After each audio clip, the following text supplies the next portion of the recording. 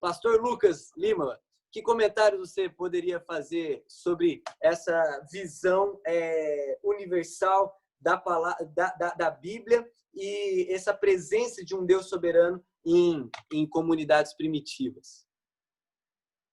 Muito bem, Shalom Uvracha Lechulam, paz e bênçãos para todos vocês. É muito legal estar aqui. Estou escutando o Léo falando aí e realmente muitas coisas que foram colocadas são de extrema importância. E teve uma pergunta aqui que eu acho que vale muito a pena a gente pensar. Deixa eu dar uma olhadinha aqui, é a pergunta da Denise. Ela diz assim: se existem tantas histórias parecidas, qual o argumento principal para colocar a Bíblia como principal regra de fé? Ainda não consegui centralizar esse conceito.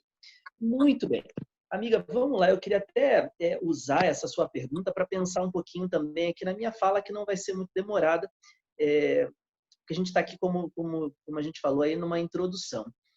Quando o Eterno chama Abraham, quando ele chama Abraão, ele o chama, e algo que o Léo comentou, que é muito interessante, é que Deus, o Eterno, chama para que através de Abraham ele abençoasse a todas as famílias da terra.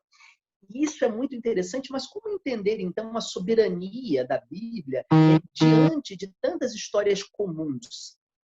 Veja, isso é tão interessante, porque isso nos mostra que todas elas têm uma origem comum, que todas elas olharam para um mesmo lugar e deste lugar, ao longo do tempo, graças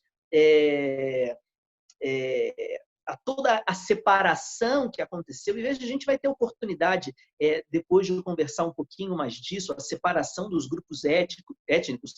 Aliás, o Leonardo já chegou a dar uma pincelada sobre, por exemplo, a origem comum das línguas e das religiões, a Torre de Babel. Se a gente parar para pensar no momento do dilúvio, o fim da Pangeia e tudo aquilo, a gente entende que até então todas as pessoas tinham uma visão comum, e graças a essa separação, graças a essa separação de tantos povos em diferentes regiões, em diferentes regiões geográficas, veja, porque aqui há uma questão, que é assim, a cultura ela é criada por algumas coisas. Ela é criada por uma língua, a cultura ela é criada por um momento, por um local geográfico, por um momento histórico.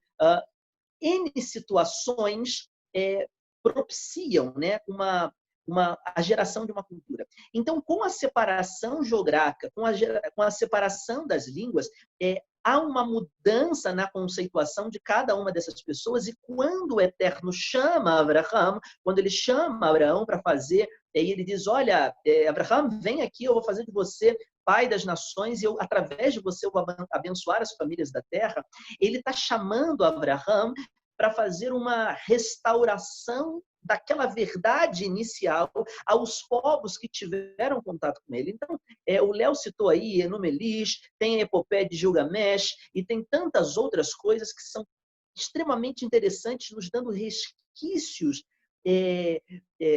comuns de uma única origem. Então, como colocar a Bíblia como sendo a base para pensar nisso? Porque a gente olha a Bíblia como sendo a primeira, ou aliás, ela tem a primazia no sentido da explicação. Ela dá para a gente uma solução para essa problemática. Por que tantas línguas e tantas religiões? Eu acho interessante a gente parar para pensar no seguinte: por que dentro de várias e tantas outras colocações, inclusive o nosso amigo, eu acho que é o pastor Pedro, que vai falar do islamismo, não é? Pastor Pedro, não é isso, Léo? Muito bem, o pastor Pedro vai falar um pouquinho sobre o islamismo, e vocês vão perceber essa